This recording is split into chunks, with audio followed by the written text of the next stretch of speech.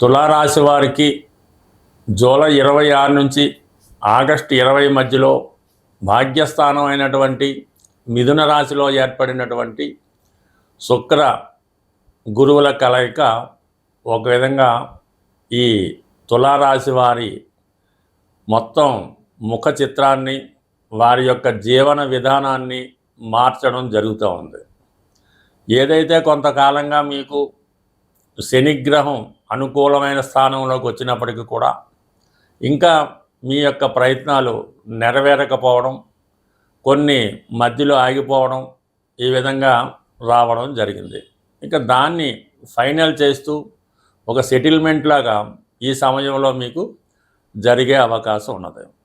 భాగ్యస్థానంలో అదృష్టగ్రహమైనటువంటి గురువు ఉన్నప్పటికి కూడా ఆ గురువుతో వేరొక గ్రహం ఏదైతే కలుస్తుందో ఆ గ్రహానికి సంబంధించినటువంటి రాసులు కారకత్వాల్లో రావడం జరుగుతూ ఉంటుంది.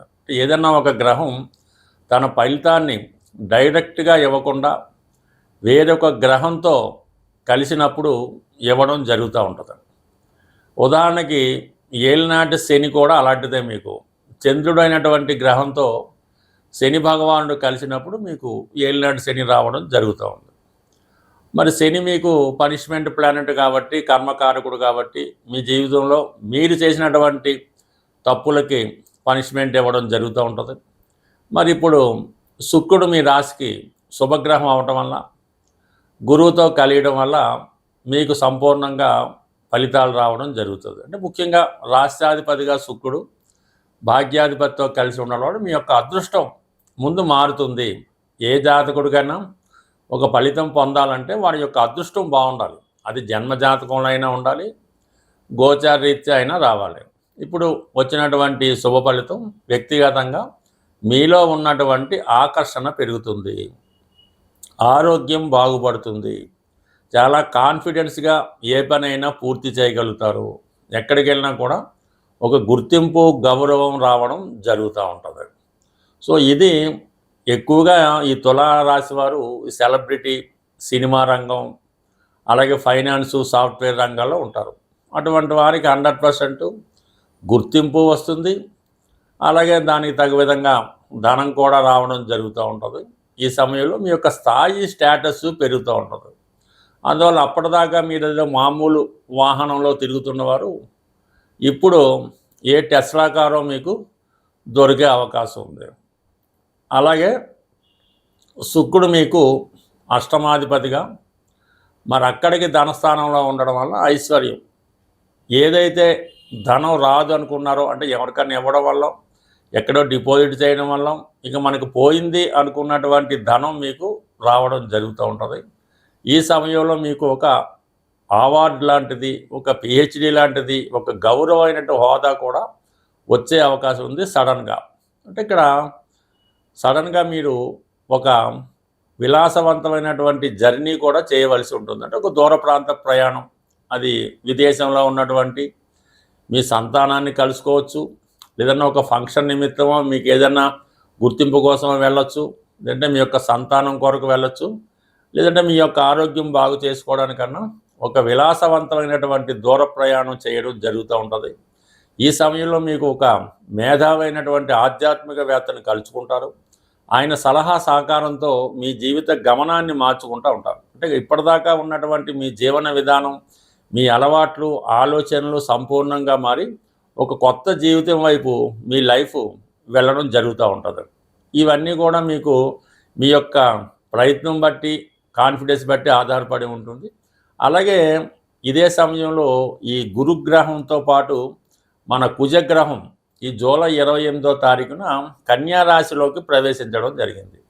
అంటే కన్యా రాశిలోకి ఈ ప్రస్తావన ఎందుకు వచ్చిందంటే, కన్యలో ఉన్నటువంటి ఈ కుజగ్రహం పైన శుక్ర గురుగ్రహాల ప్రభావం కూడా రావడం జరుగుతూ ఉంటుంది. దానివల్ల ఏంటంటే మీరు చాలా కాలంగా కొనాలనుకుంటున్నటువంటి స్థిరాస్తి కొనుక్కునే అవకాశం ఉంది. కొన్ని సెటిల్మెంట్లు ఏవైనా ఉంటే, అది ఆస్తికి సంబంధించిందా, లేదంటే ఎవరికన్నా ధనం ఇవ్వవలసి ఉందా, కుటుంబానికి సంబంధించిందా, జీవిత భాగస్వామికి, పార్ట్నర్కి సంబంధించిందా, మొత్తం మీద ఒక జీవితంలో ఒక ఫైనల్ సెటిల్మెంట్ రావడం జరుగుతుంది. తద్వారా మీకు కొంత ధనం నష్టపడినప్పుడు కూడా జీవితంలో ఒక గొప్ప విజయాన్ని సాధించినటువంటి అనుభూతి మీకు మిగిలే అవకాశం ఉంటుంది ఈ సమయంలో.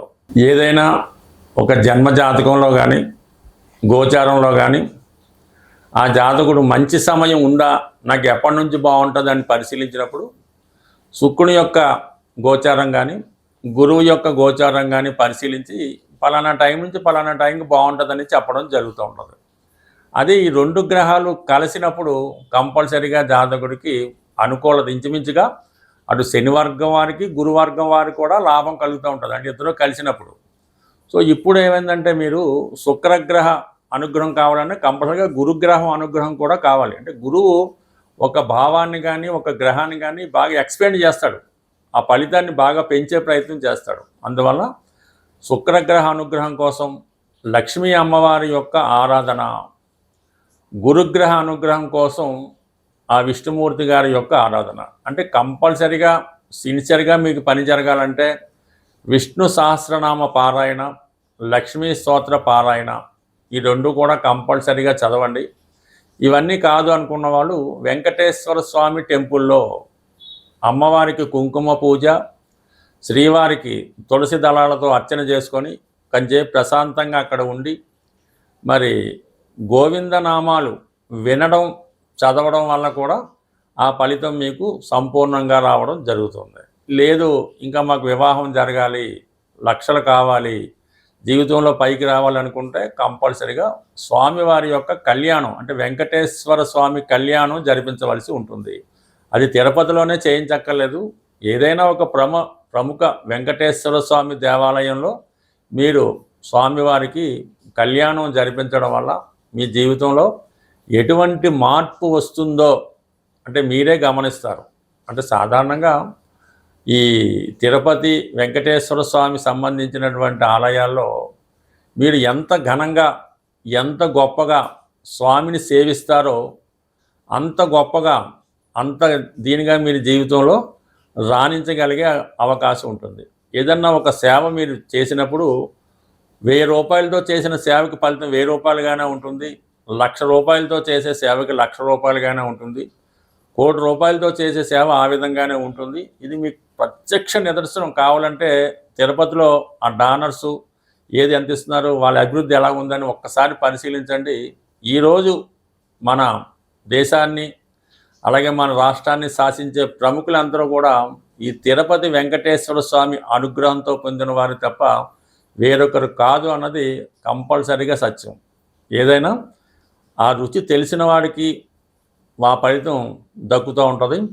ఏదైనా మీరు ఈ సమయంలో ఈ రాబోయే 20 రోజుల్లో స్వామివారిని సేవించి చూడండి. కొద్దిపాటి ఫలితం, కొద్దిపాటి ప్రయత్నంతో గొప్ప ఫలితం అన్నది మీకు రావడం జరుగుతూ ఉంటుంది. స్వస్తి.